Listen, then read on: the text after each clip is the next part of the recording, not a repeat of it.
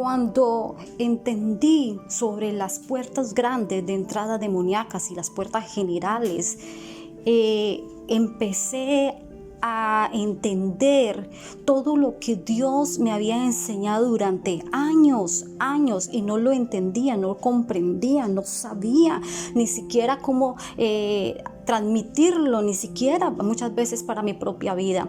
Pero a partir de ese momento, el campo espiritual, a nivel espiritual, la visión se abre y podemos ya entender, comprender, escribir y transmitir aún por medio de estos medios de comunicación, transmitir por estos medios de comunicación esta enseñanza. Cada punto, cada título, cada enseñanza es una gran bendición.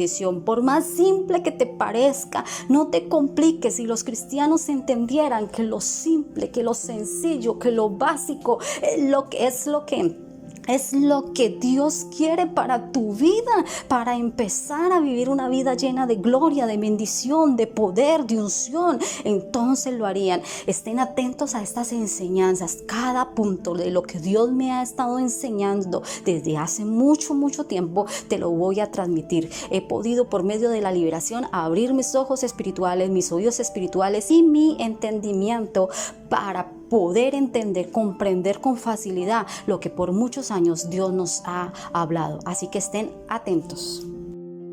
Para aquellos que están estudiando liberación, recuerden que deben de identificar siempre las opresiones. Hay grandes puertas de entradas demoníacas en una persona. Hay muchas puertas, pero hay grandes puertas y hay puertas generales. Las grandes puertas podemos numerarlas en 6. Muchos o otros ministerios podrán decir que son más o son menos. Pero en Aviva Fil podemos enseñarles 6 puertas de entradas grandes de demonios. 1. Maldiciones generacionales. Las maldiciones generacionales son más comunes. En casi todas las liberaciones, más o menos más del 80%, está la gran influencia demoníaca en la generación o en los antepasados. Estas maldiciones generacionales es una gran puerta que viene a través de abuelos, padres, de sus pecados, de sus iniquidades, y han afectado la vida del creyente. También podemos ver las maldiciones habladas. Las maldiciones habladas pueden venir por familia, por amigos, por vecinos o por cualquier persona. La maldición hablada es cuando te han dicho aún desde el niño o aún desde el vientre, desde que estabas allí en el vientre de tu mamá, te han hablado mal. Un tío, una tía, un abuelo. Ejemplo: aborta ese bebé. Ese niño no va a ser de bien. Ese niño, su padre es malvado, él va a ser malvado. Su padre es un borracho, él va a ser un borracho. Su padre es un drogadito, él va a ser un drogadito. Empiezan las palabras de maldiciones sobre ese niño. Cuando el niño está creciendo, empiezan también a decirle maldiciones. Tú vas a ser un homosexual, tú vas a ser un drogadicto, tú eres lo peor, tú eres un niño rebelde, toda la vida vas a ser rebelde, vas a parar en la cárcel, etcétera. Esas cosas afectan la vida también de ese niño, y ese niño va creciendo con estas maldiciones que, sin darse cuenta, al final del camino van a hacer efecto, se van a revelar, se van a manifestar en su vida aunque no quiera. Las maldiciones habladas pueden venir de cualquier persona. Muchas veces vienen de abuelos, padres o familiares. También pueden llegar de un profesor, de un maestro o de algún conocido. Entonces hay que ser liberado. Una maldición hablada Es cuando le dicen: eres bobo, eres tonto, eres un idiota, no entiendes nada, vas a perder el año, de seguro no vas a alcanzar a llegar a una edad determinada, de seguro te van a quitar la vida temprano, y empiezan las maldiciones habladas. Otra puerta es la brujería. La brujería es muy común, ya sea por familiares o vecinos. Hay experiencias tremendas donde la persona ni se imagina quién le está haciendo la brujería. Cuando se dan cuenta, es un sobrino, es un tío o es el familiar más cercano, o es más, es su propia esposa, es su propio esposo. La brujería es muy común y esto trae ataduras, trae pesadillas, trae escasez, trae ruina, y cantidad de puertas generales se pueden abrir allí para diferentes espíritus que vienen a controlar, a manifestarse en su vida financiera, en sus hijos, etc. Los cristianos, aunque han aceptado a Jesucristo como su Señor y Salvador, deben de echar fuera, porque hay espíritus que salen en el momento de que una persona acepta a Cristo, pero hay espíritus que se esconden allí, se resisten a salir y hay que echarlos fuera. La Biblia dice que Jesús echaba fuera demonios porque ellos no se salían simplemente por su presencia, Él tenía que reprenderlos. Igualmente nosotros tenemos que reprender al enemigo, echarlo fuera al abismo, a lo más profundo, en el nombre de Jesús. Entonces, igualmente tenemos nosotros que hacerlo, orar, reprender, echarlo fuera en el nombre de Jesús.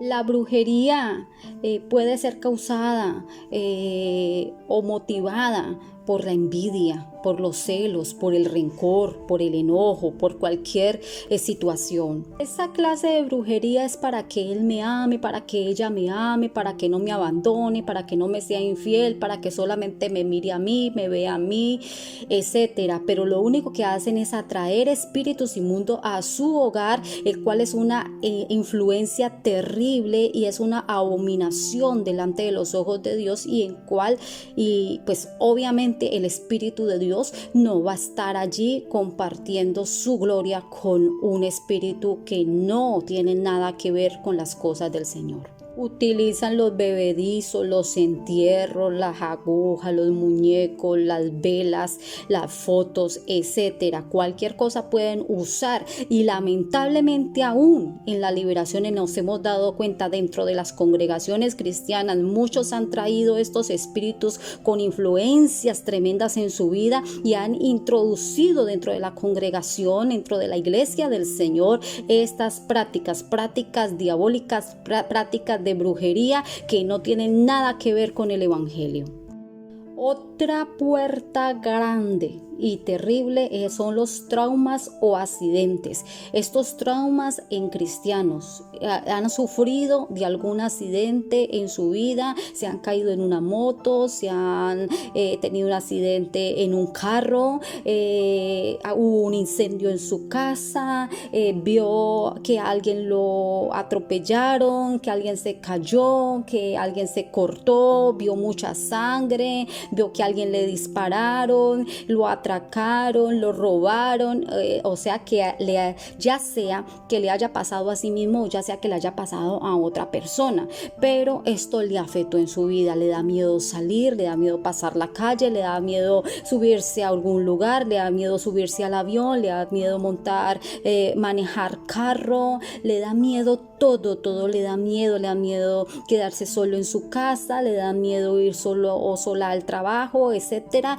y esto se convierte en una zozobra. Esa persona sabe de que hay algo que no está bien en su vida, que hay una influencia que es más fuerte que lo que piensa, que lo que opina, que lo que cree, lo que Dios le promete, lo que Dios le da. Entonces esta persona necesita ser libre. Esa es una puerta que empieza también desde la niñez. Si un niño se cae en una bicicleta, jamás quiere volver a montar bicicleta. Si se cae en la moto, jamás quiere montar moto. Si de pronto se fue solo a cierto sitio y lo robaron, entonces jamás en su vida quiere volver a estar solo. Y esto No se trata de prudencia, una cosa es la prudencia, una cosa es estar precavido, una cosa es aprender de la experiencia y otra cosa cuando se convierte en un trauma, y esto sí tiene que ver con espíritus o influencias en su vida. No se trata de que la persona esté endemoniada, no tiene nada que ver con eso. Eso es un grave error dentro del pueblo de Dios, dentro de esas congregaciones o pastores o líderes cristianos que no creen en la liberación, porque creen que entonces la gente está endemoniada. La gente no es que esté endemoniada, esta es influenciada, que es otra cosa. Los endemoniados son otro nivel y es otra situación y son otras características, pero la influencia demoníaca está en muchos cristianos dentro de las congregaciones y puede estar dentro de un líder espiritual, dentro de un pastor, dentro de un evangelista, etcétera. No hay diferencia, simplemente es necesario identificar esa opresión y echar fuera. Tenemos el poder en el nombre de Jesús. Es simple, es sencillo, pero no podemos dejar avanzar esa situación en nuestra vida. Otra de las puertas son los pactos. Los pactos pueden ser antes del nacimiento, en el momento de su nacimiento, en el momento de su niñez, de su juventud, es decir, en el transcurso de la vida, en el transcurso de su diario vivir, pueden haber en algún momento algún pacto. El pacto se puede hacer con el novio, con la novia, por medio de un anillo, de una cadena, de un entierro, por medio de la sangre, pactos de sangre, pactos de palabras. Si tú te mueres, yo me muero, si tú vives, yo vivo, si tú te enfermas, yo me enfermo, y comienzan a hacer pactos hablados o pactos por medio de algún objeto. Entonces la gente, hermanos aún cristianos, piensan que esto no es una gran influencia o puerta del enemigo, y sí lo es. Hay personas que están pactadas desde su nacimiento por un nombre, porque el abuelo dijo, colóquenle ese nombre porque yo soy así y él va a ser así como yo, y punto. Y entonces esto se convierte en un pacto, está pactado con el nombre, está pactado con el padre, está pactado con el abuelo, con un tío muerto. Yo le pongo este nombre, o yo le voy a dar esta cadena que fue de su tío muerto, y porque yo lo recuerdo, y aquí va a estar la presencia del tío, aquí va a estar la presencia de la abuelita tal porque yo la quise, y empiezan los pactos en la vida de esa persona, y aunque vengan a los pies de Cristo, pues siguen de pronto influenciados por esto, y en sus vidas cristianas no pueden avanzar porque no han identificado esa opresión. Así que identifica qué puerta puedes tener en tu vida que te está afectando y se libre en el nombre de Jesús. Eso es lo que enseñamos simplemente en Aviva Field, de que seas libre, de que identifiques cuál es la puerta que has abierto o han abierto tus antepasados, o cuál iniquidad hay en tu vida, y puedas ser libre. Tú has venido a los pies de Cristo es para que vivas una vida llena de plenitud, de gozo y de alegría. Claro, vamos a tener momentos difíciles, vamos a tener momentos de dificultad, pero una cosa son las tribulaciones por causa del evangelio, las persecuciones por causa del evangelio, los altibajos de la vida mientras estemos aquí en esta tierra, pero otra cosa son esas maldiciones, esas puertas abiertas, esos derechos legales que tenemos que simplemente cerrar, y en el nombre de Jesús. La puerta de los pecados propios es la puerta más común aún en el cristiano. Aunque ya seamos cristianos, aunque ya hemos aceptado al Señor Jesús como nuestro Señor y Salvador, pues seguimos siendo seres humanos que tenemos que ir caminando en fe, aprendiendo, creciendo en las cosas de Dios, madurando en la vida cristiana, aprendiendo a tener una comunión íntima con el Espíritu Santo. Mientras esto sucede, mientras hay una renovación mental, espiritual, por medio de la palabra, de la oración, de la búsqueda del Espíritu Santo, pues vamos a tener esos pecados propios, ya sea en pensamiento, ya sea en palabra, ya sea en hecho. Entonces allí es una puerta, es un derecho legal que se le da al enemigo, aunque tú seas cristiano. Entonces hay personas que dicen, estoy en la congregación, soy un líder de la congregación, pero todavía me gusta cuando veo algo por ahí que dejan, ya sea una billetera, ya sea una cartera, ya sea algo, y puedo tomarlo, lo tomo porque creo que es mío. Entonces esto se convierte en una atadura, en una influencia demoníaca aún dentro de la congregación o donde quiera que estés, donde quiera que vayas. Esto te persigue y de ese pecado propio tienes que echar fuera de tu vida esa influencia, porque ese pecado propio ha abierto esa puerta, esos demonios de robo, esos demonios de palabras deshonestas, esos demonios. Ahora, voy a explicarles algo. Una cosa es el pecado propio y otra cosa son los demonios. Cuando el cristiano por su propia concupiscencia peca, roba, quiere fornicar, quiere ver cosas que no debe de ver, quiere tocar lo que no debe tocar, quiere guardarse lo que no debe guardarse, quiere oír lo que no debe de oír, quiere hacer cantidad de cosas que están en contra de la palabra de Dios. El cristiano lo hace, la persona lo hace.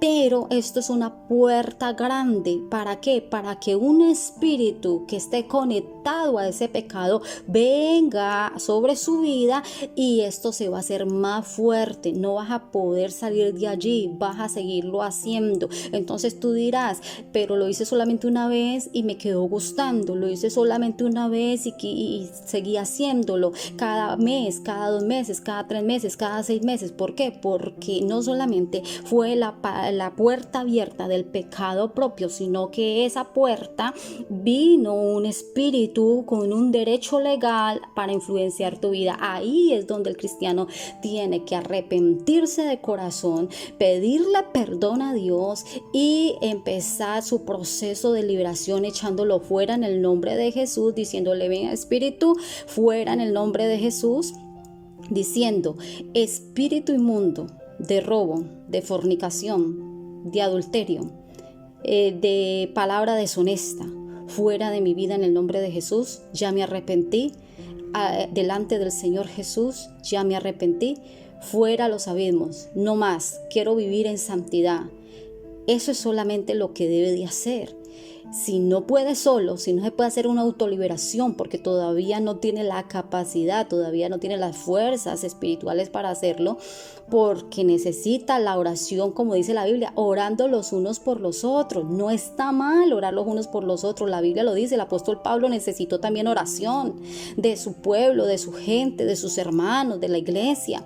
Entonces, ¿quiénes somos nosotros para no necesitar oración de otro? También lo necesitamos que otro también muchas veces ore por nosotros cuando la situación es un poco caótica, cuando la situación es un poco difícil. Necesitamos a veces pedir oración. No está mal, es cuestión de humildad, es cuestión de humillación, es cuestión de creer, es cuestión de ser sencillo, una persona humilde. Eso lo exalta al Señor. Aquellos que son orgullosos, vanagloriosos, que se creen los ultra espirituales, de que nadie se tiene que dar cuenta de mi vida, que yo no le voy a contar a nadie, se guardan 20 años, 30 años, 40 años, se mueren, pero influenciados por el enemigo, se mueren, pero influenciados en su pecado. Por eso muchos líderes espirituales al último acuden al suicidio,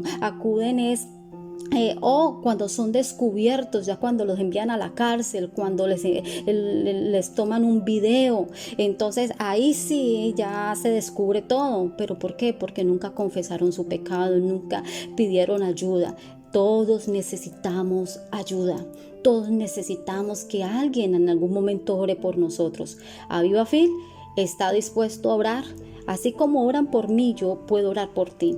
Orar los unos por los otros y creer que hay un Dios maravilloso que nos ha dejado su palabra viva y eficaz. Gloria al Señor, a su Santo Espíritu que está aquí también. Él nos ayuda en nuestras debilidades. Así que mucho ánimo, mucho ánimo. Ahí les dejo. Recuerden las puertas: maldiciones generacionales, maldiciones habladas, brujería, traumas o accidentes, pactos y pecados propios.